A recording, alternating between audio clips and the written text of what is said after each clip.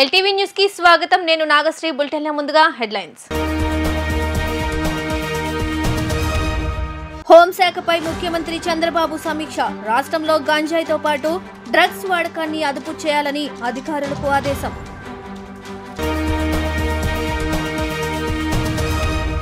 YCP అధినేత YS Jagan కు కృతజ్ఞతలు తెలిపిన ఎమ్మెల్సీ బొత్స సత్యనారాయణ. బొత్సను అభినందించిన వైఎస్ జగన్.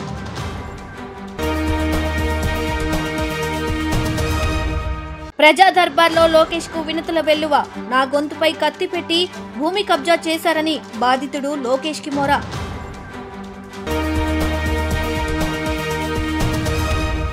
ఇక డీటెయిల్స్ చూస్తే హోంశాఖపై ముఖ్యమంత్రి చంద్రబాబు సమీక్ష నిర్వహించారు. ఈ సమీక్షకు హోంమంత్రి అనిత, డీజీపీ ద్వారకా తిరుమలరావు, ఉన్నతాధికారులు హాజరయ్యారు. 2014-19తో పోల్చితే 2019-24 మధ్య క్రైమ్ రేట్ 46.8% పెరిగిందని అధికారులు వివరించారు. 2014-19తో పోల్చితే 2019-2024 మధ్య రాష్ట్రంలో క్రైమ్ రేట్ 46.8% పెరిగిందని హోంశాఖ అధికారులు సీఎం చంద్రబాబుకి నివేదించారు. మహిళలపై నేరాలు 36%, పిల్లలపై నేరాలు 152%, మిస్సింగ్ కేసులు 84%, సైబర్ క్రైమ్ 134% ఎక్కువైనట్లు వివరించారు. హోంశాఖపై ముఖ్యమంత్రి చంద్రబాబు సమీక్ష నిర్వహించారు. రాష్ట్రంలో గంజాయితో పాటు డ్రగ్స్ వాడకాన్ని అదుపు చేయడం, సైబర్ క్రైమ్ కు అడ్డుకట్ట వేయడం, నేరాలకు అడ్డుకట్ట వేయడంలో టెక్నాలజీ వినియోగం, పోలీస్ శాఖ బలోపేతంపై సమీక్షలో చర్చించారు. ఈ సమీక్షలో హోంమంత్రి అనిత, డీజీపీ ద్వారకా తిరుమలరావు, హోంశాఖ ఉన్నతాధికారులు పాల్గొన్నారు. వైఎస్ఆర్ కాంగ్రెస్ పార్టీ అధ్యక్షులు, మాజీ ముఖ్యమంత్రి వైఎస్ జగన్మోహన్ రెడ్డికి నూతనంగా ఎన్నికైన ఎమ్మెల్సీ బొత్స సత్యనారాయణ కృతజ్ఞతలు తెలిపారు. తాడేపల్లిలోని క్యాంపు కార్యాలయంలో ఎమ్మెల్సీ, మాజీ మంత్రి బొత్స సత్యనారాయణ వైఎస్ జగన్ను మర్యాదపూర్వకంగా కలిసి కృతజ్ఞతలు చెప్పారు. స్థానిక సంస్థల శాసనమండలి సభ్యుడిగా ఎన్నికైన అనంతరం ప్రమాణ స్వీకారం చేసే ముందు వైఎస్ జగన్ను బొత్స సత్యనారాయణ కలిశారు. ఈ సందర్భంగా బొత్స సత్యనారాయణను వైఎస్ జగన్మోహన్ రెడ్డి అభినందించారు. నారా లోకేష్ చేపట్టిన ప్రజా దర్బార్ కార్యక్రమానికి అనూహ్య స్పందన లభిస్తోంది. ఈ నేపథ్యంలోనే ఇవాళ 29వ రోజు ప్రజా దర్బార్కు విన్నపాలు వెల్లువెత్తాయి. ప్రతి ఒక్క నుండి లోకేష్ వినతులు స్వీకరించారు.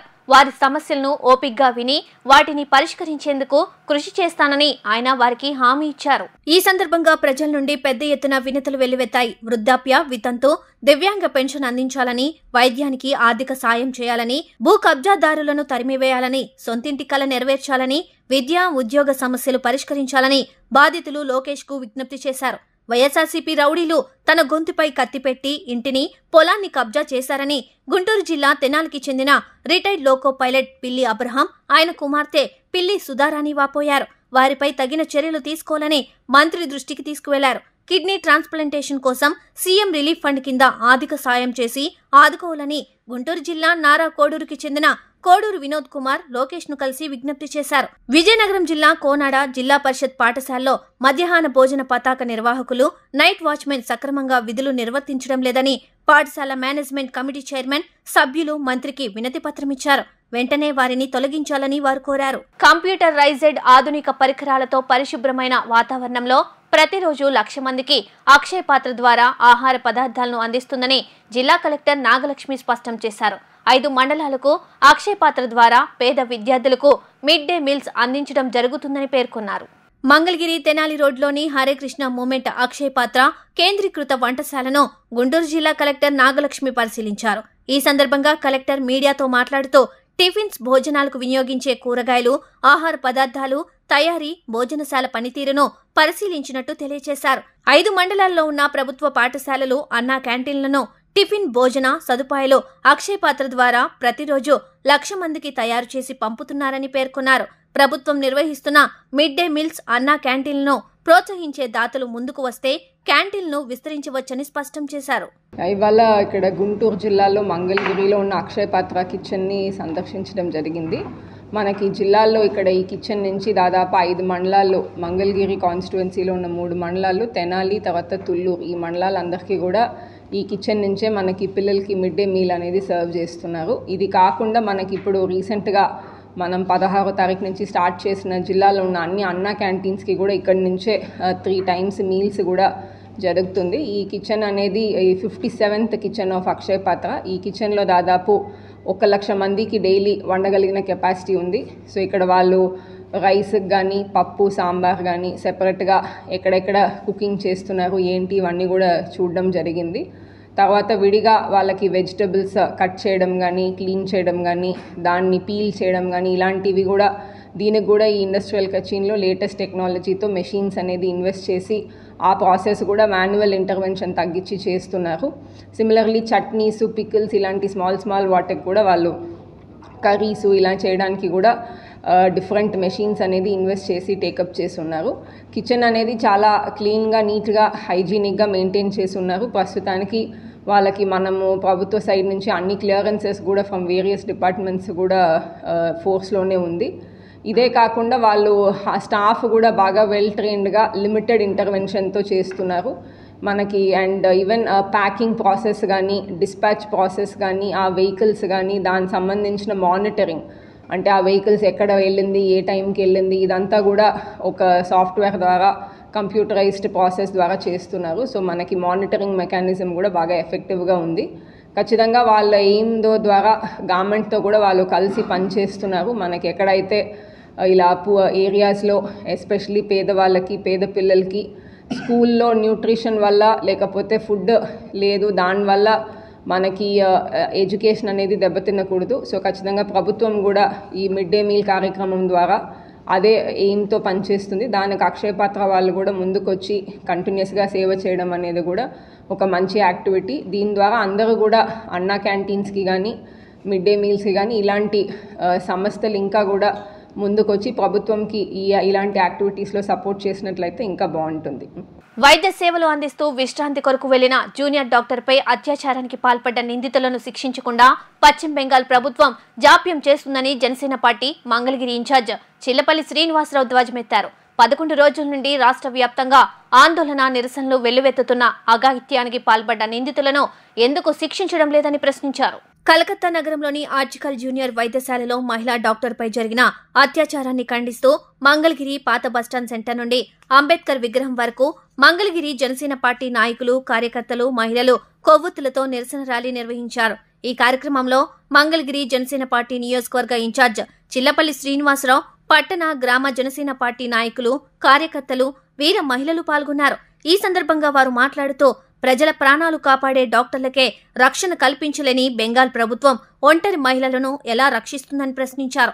సామాన్య కుటుంబాల నుండి మహిళలు వైద్య వృత్తి నిర్వహించేందుకు వస్తున్న తరుణంలో ఇలాంటి సంఘటన జరగడం దురదృష్టకరమన్నారు. స్వాతంత్ర్యం వచ్చి 78 సంవత్సరాలు అవుతున్నా దేశంలో మహిళలకు రక్షణ లేదని, గాంధీ కలలు కన్న స్వరాజ్యం ఎక్కడా అని ప్రశ్నించారు. జనసేన పార్టీ అధ్యక్షుడు పవన్ కళ్యాణ్ మహిళలకు పిల్లలకు రక్షణ కల్పించాలని అనేక సందర్భాల్లో చెప్పారని పేర్కొన్నారు. బెంగాల్ ప్రభుత్వం ఇప్పటికైనా స్పందించి మహిళా డాక్టర్ను హింసించి అత్యాచారానికి పాల్పడ్డ నిందితులను వెంటనే శిక్షించాలని డిమాండ్ చేశారు. పశ్చిమ బెంగాల్లోని కలకత్తా నగరంలో ఒక డ్యూటీలో ఉన్న మహిళా డాక్టర్ని విచక్షణారహితంగా విచక్షణ కోల్పోయి అక్కడ మరి ఎలాంటి భద్రత ఉందో మాకైతే తెలియటం లేదు. ఒక ప్రాణాలని కాపాడే డ్యూటీ డాక్టర్ మహిళా డాక్టర్ని విచక్షణారహితంగా అత్యాచారం చేసి చంపేసి ఈ రోజుకి 11 రోజులైంది. ఈ రోజు వరకు మరి పశ్చిమ బెంగాల్ గవర్నమెంట్ మరి ఏం చర్య తీసుకుందో మాకైతే అర్థం కావట్లేదు. నిజంగా ఇలాంటి వాళ్ళని అంటే నేను ఈ సొసైటీలో అనకూడదో అనవచ్చో తెలియదు, కానీ ఇమ్మీడియట్లీ అలాంటి వ్యక్తుల్ని షూట్ చేసేయాలి గవర్నమెంట్. అంటే అంత దారుణంగా ఆ యొక్క న్యూస్ చూస్తూ ఉంటే నిజంగా ఎంతమంది ప్రాణాలు సొసైటీలో ప్రాణాలను కాపాడే మహిళా డాక్టర్లు ఇంత 11 రోజులైనా కానీ ఇంతవరకు వాళ్ళ మీద చర్యలే లేవు.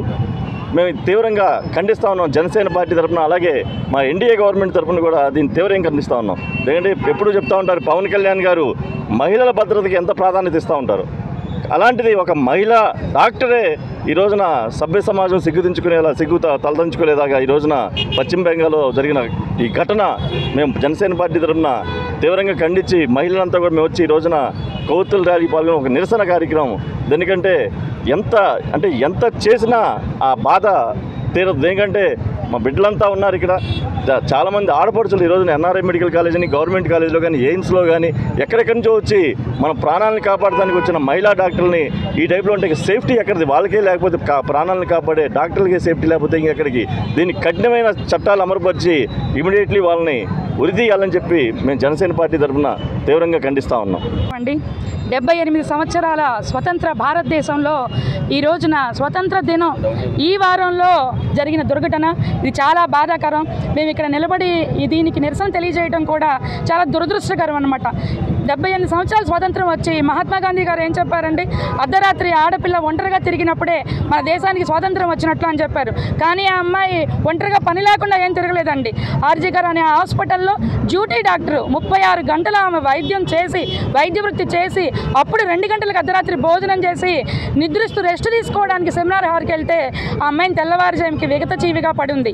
ఇప్పటి వరకు ఎవరు చేశారు, ఏం చేశారు, అతి దారుణంగా నిజంగా చాలా బాధాకరం. ఇప్పుడిప్పుడే సామాన్య కుటుంబాల నుంచి విద్య అభ్యసించి వైద్య వృత్తిలోకి వస్తున్న ఈ తరుణంలో నిజంగా చెప్పాలంటే మా ఇన్ఛార్జి చిల్లపల్లి శ్రీనివాసరావు గారు అమ్మాయి ఒక డాక్టరు, అలాగే మా అక్కగారు వాళ్ళ అమ్మాయి ఒక డాక్టరు ఎన్ఆర్ఐ కాలేజీలో చదువుతున్నారు. ఇలాంటి తరుణంలో డ్యూటీకి వస్తుంటే మా పిల్లల్ని పంపించాలంటే ఎంత బాధాకరం అండి. వాళ్ళు ఏమడుగుతున్నారు, స్టే ఫండ్ పెంచమని అడగట్లేదు, అలాగే విద్యా సౌకర్యాలు వైద్యంలో అక్కడ ఉన్న వసతులు పెంచమని హాస్పిటల్లో అడగట్లేదు. వాళ్ళు అడుగుతున్నారు ఏంటి, న్యాయం చేయండి అని అడుగుతున్నారు గొంతెత్తి. మెడికోలు గత 11 రోజుల నుంచి రోడ్ల మీదకి వచ్చి నిరసన వ్యక్తం చేస్తున్నారంటే దేనికోసం అడుగుతున్నారు? వాళ్ళు ఏమైనా శాలరీలు పెంచమని అడుగుతున్నారా? కాదు, ఇలా ఒక మహిళకి జరిగిన అన్యాయంగా దీన్ని తీసుకోవాలి మనం, అంతేగాని మెడికోల్కి సంబంధించింది మాత్రమే అని చెప్పి అనుకుని ఎవరు కూడా అశ్రద్ధ వహించొద్దు. సుప్రీంకోర్టు ఇచ్చిన తీర్పుకు వ్యతిరేకంగా ఎస్సీ వర్గీకరణ రాజ్యాంగ విరుద్ధమని దేశవ్యాప్తంగా నిర్వహిస్తున్న బంద్కు ప్రజలు మద్దతు తెలపాలని హైకోర్టు న్యాయవాది గుర్రం రామారావు పేర్కొన్నారు. కేంద్ర ప్రభుత్వం విభేదాలు సృష్టించడానికి ఎస్సీ వర్గీకరణ తీసుకొచ్చిందని ఆగ్రహం వ్యక్తం చేశారు. ఎస్సీ వర్గీకరణకు వ్యతిరేకంగా సుప్రీంకోర్టు ఇచ్చిన తీర్పుకు నిరసన వ్యక్తం చేస్తూ భారత్ బంద్లో భాగంగా మాల మహానాడు ఐక్యవేదిక అధ్యక్షులు హైకోర్టు న్యాయవాది గుర్రం రామారావు ఆధ్వర్యంలో మంగళగిరి పట్టణంలోని అంబేద్కర్ బొమ్మ వద్ద మాలల పంతం వర్గీకరణ ఆపేస్తామని నినాదాలతో హోరెత్తించారు. మంగళగిరి పట్టణంలోని షాపులు, హోటల్స్, సినిమా హాళ్లు, స్కూల్, కాలేజ్, బస్టాండ్లోని బస్సులను నిలిపివేశారు. ఈ సందర్భంగా వారు మాట్లాడుతూ సుప్రీంకోర్టు ఇచ్చిన తీర్పు రాజ్యాంగ విరుద్ధమని, కుట్రపూరితంగా కేంద్ర ప్రభుత్వం విభేదాలు సృష్టించడానికి వర్గీకరణ తీసుకువచ్చిందని ఆగ్రహం వ్యక్తం చేశారు. వర్గీకరణ ఆపేంత వరకు తాము ఉద్యమిస్తూనే ఉంటామని స్పష్టం చేశారు. కేంద్ర ప్రభుత్వం కులాల మధ్య విభేదాలు సృష్టించడం మానుకోవాలని, లేదంటే తగిన మూల్యం చెల్లించుకోక తప్పదని హెచ్చరించారు. ఈ నెల 1వ తారీఖున గౌరవ సుప్రీంకోర్టు వారు ఎస్సీ రిజర్వేషన్ని వర్గీకరించుకునేటటువంటి హక్కును రాష్ట్రాలకు ఇవ్వటం జరిగింది. ఈ యొక్క తీర్పును భారతదేశంలో ఉన్నటువంటి అన్ని ఎస్సీ కులాలు 90% ఎస్సీ కులాలు, 1200 ఎస్సీ కులాల్లో 1000 ఎస్సీ కులాలు ఈ యొక్క రిజర్వేషన్ల వర్గీకరణని సుప్రీంకోర్టు ఇచ్చినటువంటి తీర్పుని వ్యతిరేకిస్తూ భారతదేశం బంద్కి పిలుపు ఇవ్వడం జరిగింది. ఆ యొక్క పిలుపులో భాగంగా మంగళగిరి, తాడేపల్లి ఏరియాలో ఉన్నటువంటి అన్ని వ్యాపార సముదాయాలని, విద్యా వ్యవస్థలని, హోటల్స్ని, అలానే మిగతా అన్ని ట్రాన్స్పోర్ట్స్ కూడా మాల మహానాడు ఐక్యవేదిక రాష్ట్ర అధ్యక్షుడు గుర్రం రామారావు, నేను, నాతో పాటు మా కార్యకర్తలు కూడా మంగళగిరిలో బంద్ చేయడం జరిగింది. ఈ యొక్క బంద్లో ఉదయం 4:30 నుండే ఈ యొక్క ఆర్టీసీ కానివ్వండి, ప్రైవేట్ అండ్ పబ్లిక్ ట్రాన్స్పోర్ట్ అన్నిటి కూడా బంద్ నిర్వహించడం జరిగింది. మాకు మంగళగిరి పట్టణంలోనూ ప్రతి ఒక్కరు కూడా చాలా కోఆర్డినేట్ చేశారు, సపోర్ట్ చేశారు, బంద్ చేస్తున్నారు. మేము గవర్నమెంట్ వారికి అప్పీల్ చేస్తున్నాము. ఈ యొక్క సుప్రీంకోర్టు తీర్పు రాజ్యాంగానికి వ్యతిరేకంగా ఉంది. రాజ్యాంగంలో ఆర్టికల్ 341ని సవరించకుండా రాష్ట్రాలు ఈ యొక్క ఎస్సీ కులాలని గ్రూపులుగా చేసి వాళ్ళకి ఇష్టం వచ్చినట్లుగా వాళ్ళు దీన్ని రిజర్వేషన్ని వర్గీకరించుకోవటం కుదరదు. అలా కుదిరేటట్టుగా అయితే 1950 నుంచి కుదరాలి కదా, 2024లో ఎలా కుదురుతుంది? ఇదే సుప్రీంకోర్టు 2004లో వర్గీకరణ చెల్లదు అని చెప్పిన సుప్రీంకోర్టు 2024లో వర్గీకరణ చెల్లుతుంది అనేటటువంటి తీర్పుని ఈ యొక్క భారతదేశం జీర్ణించుకోలేకపోతుంది. వెంటనే పార్లమెంటు దీంట్లో జోక్యం చేసుకొని ఈ యొక్క తీర్పుని ఉపసంహరించుకోవాలి. రాష్ట్ర వ్యాప్తంగా ఉన్న చేనేత కార్మికులు 200 యూనిట్లకు కరెంటు ఉచితంగా పొందేందుకు దరఖాస్తులు చేసుకోవాలని ఆంధ్రప్రదేశ్ చేనేత కార్మిక సంఘం రాష్ట్ర ప్రధాన కార్యదర్శి పిల్లలమర్రి బాలకృష్ణ పిలుపునిచ్చారు. ప్రభుత్వం దృష్టికి అనేక డిమాండ్లతో కూడిన వినతి పత్రం చేనేత మంత్రి సవితకు, ఐటీ శాఖ మంత్రి నారా లోకేష్ కు వినతి పత్రాలు అందజేయడం జరిగిందని తెలిపారు. ఆంధ్రప్రదేశ్ చేనేత కార్మిక సంఘం ప్రధాన కార్యదర్శి పిల్లలమర్రి బాలకృష్ణ, ఆంధ్రప్రదేశ్ చేనేత కార్మిక సంఘం రాష్ట్ర కమిటీ సభ్యులు కౌతవరపు వెంకటేశ్వరరావు చేనేత కార్మిక సంఘం కార్యాలయంలో జరిగిన మీడియా సమావేశంలో మాట్లాడుతూ ఆంధ్రప్రదేశ్ చేనేత కార్మిక సంఘం గత 8 సంవత్సరాల నుండి 200 యూనిట్లు చేనేత కార్మికులకు ఉచితంగా కరెంటు ఇవ్వాలని ఆందోళన చేయడం వలన 2018 సంవత్సరం ముఖ్యమంత్రిగా చంద్రబాబు నాయుడు ఉన్నప్పుడు 100 యూనిట్లకు జీవో ఇచ్చారని తెలిపారు. రాష్ట్రంలో అధికారంలోకి వచ్చిన జగన్మోహన్ రెడ్డి ప్రభుత్వం అమలు జరపలేదని తెలిపారు.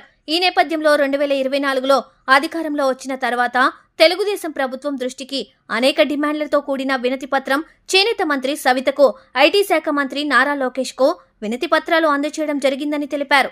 ఈ నేపథ్యంలో ఈ సంవత్సరం ఆగస్టు 7వ తేదీన జాతీయ చేనేత దినోత్సవం సందర్భంగా ముఖ్యమంత్రి చంద్రబాబు నాయుడు 200 యూనిట్లకు ఉచిత కరెంట్, చేనేతపై జీఎస్టీ రీంబర్స్మెంట్ ఇస్తామని ప్రకటించారు. ఈ నేపథ్యంలో ఈ సంవత్సరం ఆగస్టు 7వ తేదీన జాతీయ చేనేత దినోత్సవం సందర్భంగా ముఖ్యమంత్రి చంద్రబాబు నాయుడు 200 యూనిట్లకు ఉచిత కరెంట్, చేనేతపై జీఎస్టీ రీయింబర్స్మెంట్ ఇస్తామని ప్రకటించారని అన్నారు. ఆగస్టు 20వ తేదీన 200 యూనిట్లకు ఉచిత విద్యుత్, జీఎస్టీ రీయింబర్స్మెంట్ అమలుకు గ్రీన్ సిగ్నల్ ఇచ్చినట్లుగా ప్రకటించినట్లుగా తెలిపారు. అందువలన రాష్ట్రంలోని చేనేత కార్మికులందరూ మీ ప్రాంతాలలో కరెంట్ ఏఈలతో మాట్లాడి దరఖాస్తులు పెట్టుకుని ఉచిత కరెంటు పొందాలని వారు తెలియజేశారు. రాష్ట్రంలో తెలుగుదేశం ప్రభుత్వం అధికారానికి వచ్చిన తర్వాత చేనేత కార్మిక సంఘంగా మనం ఆంధ్రప్రదేశ్ చేనేత కార్మిక సంఘంగా గతం నుంచి ఆందోళన చేస్తున్నటువంటి, అంటే గతంలో 200 యూనిట్లు ఉచిత కరెంటు కావాలని చెప్పి గత తెలుగుదేశం ప్రభుత్వం ఉన్నప్పుడు కూడా మెమోరాండం ఇవ్వడం జరిగింది. అప్పటి నుంచి ఇప్పటి వరకు ఆ కార్యక్రమాలు జరుగుతూనే ఉన్నాయి. అయితే చంద్రబాబు నాయుడు గారు 2018లో దాదాపుగా 100 యూనిట్లు ఉచిత కరెంట్ ఇస్తానని చెప్పి ఆయన జీవో కూడా విడుదల చేశాడు. కానీ తర్వాత వచ్చినటువంటి ప్రభుత్వం ఆ జీవోను అమలు జరపలేదు. మరలా ఇప్పుడు చంద్రబాబు నాయుడు గారు అధికారానికి వచ్చిన తర్వాత ఆంధ్రప్రదేశ్ చేనేత కార్మిక సంఘం 11 డిమాండ్లతో కూడినటువంటి వినతి పత్రాన్ని చేనేత మంత్రి సవితా గారికి, అట్లానే మన మంగళగిరి నియోజకవర్గం ఎమ్మెల్యే గారు, ఐటీ శాఖ మంత్రివర్యులైనటువంటి నారా లోకేష్ గారికి ఈ 11 డిమాండ్లో 200 యూనిట్లు ఉచిత కరెంటు కూడా ఇవ్వాలని చెప్పి డిమాండ్ ఉన్నది. వాళ్ళకి మెమోరాండం ఇవ్వడం జరిగింది.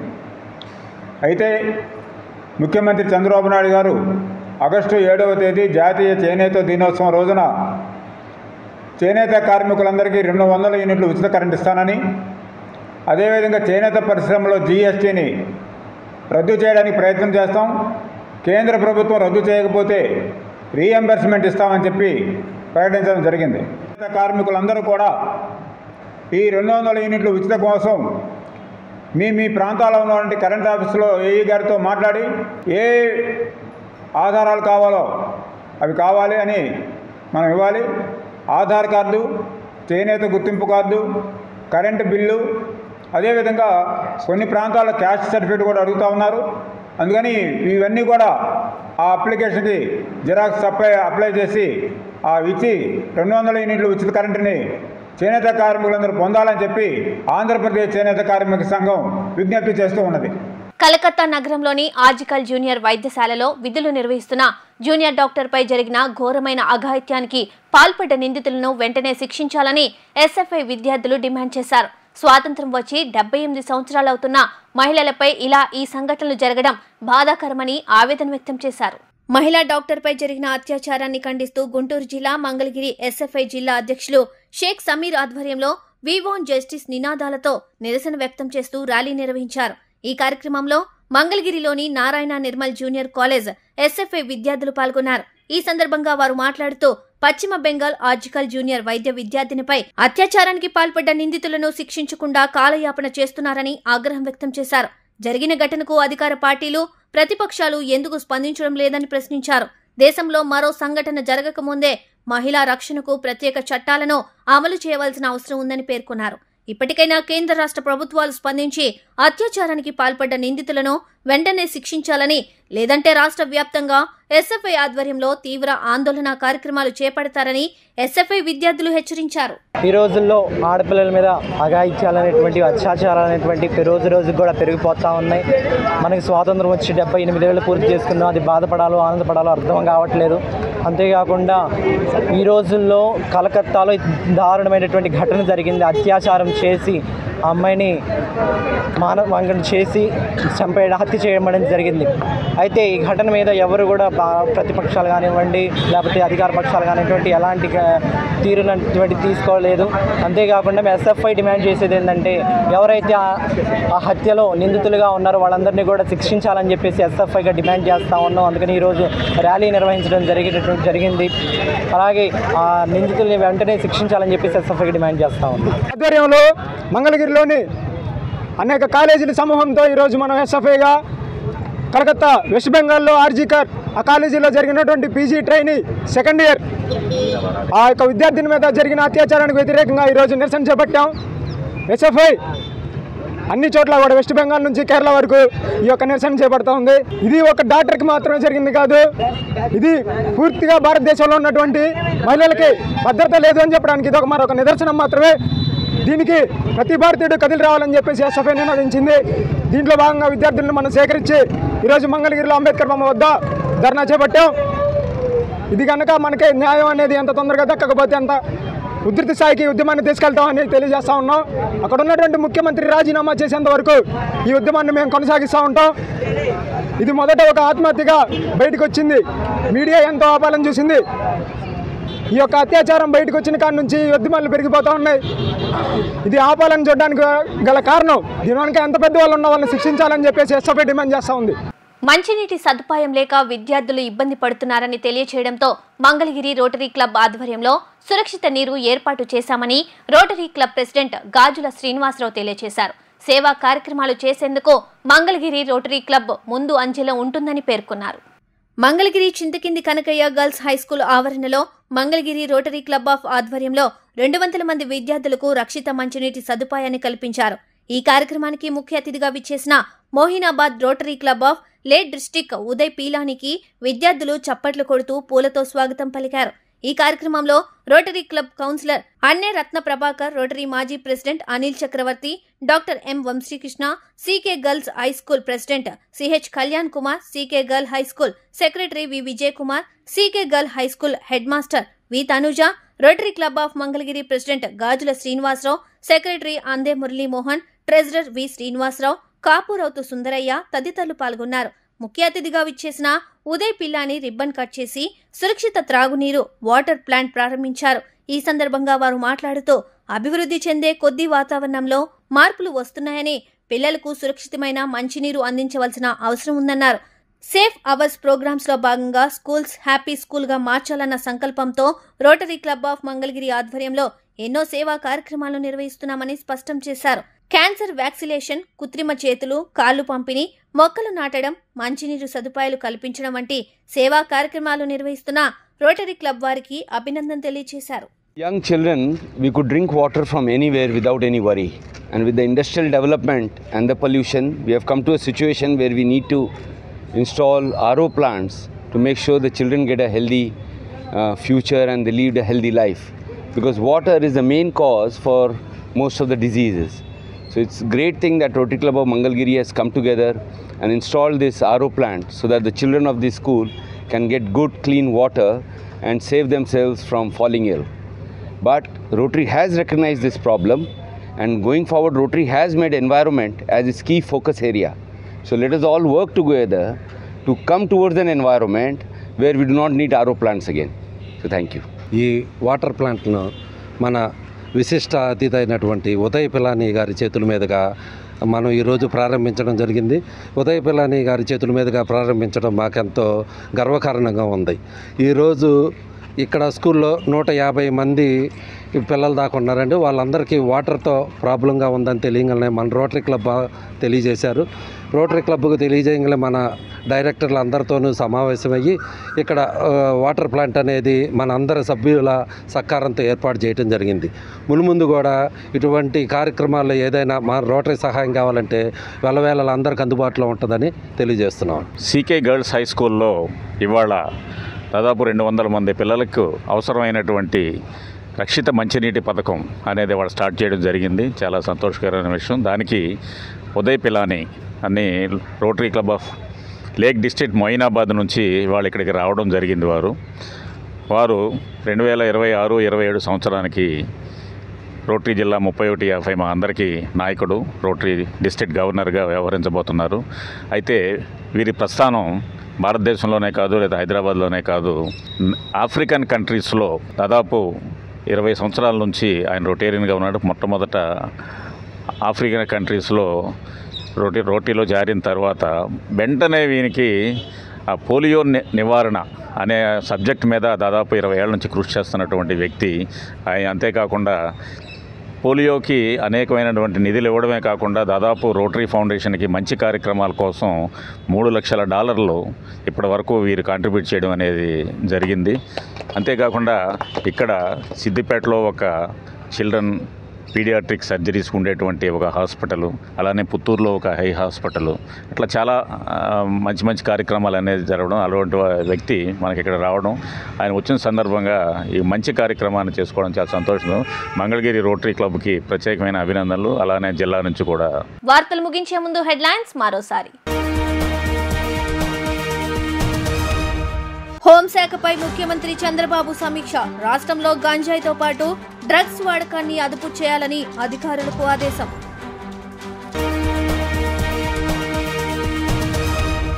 వైసీపీ అధినేత వైఎస్ జగన్ కు కృతజ్ఞతలు తెలిపిన ఎమ్మెల్సీ బొత్స సత్యనారాయణ.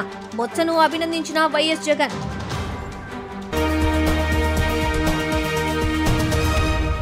ప్రజా దర్బార్లో లోకేష్ కు వినతుల వెల్లువ. నా గొంతుపై కత్తి పెట్టి భూమి కబ్జా చేశారని బాధితుడు లోకేష్ కి మొర.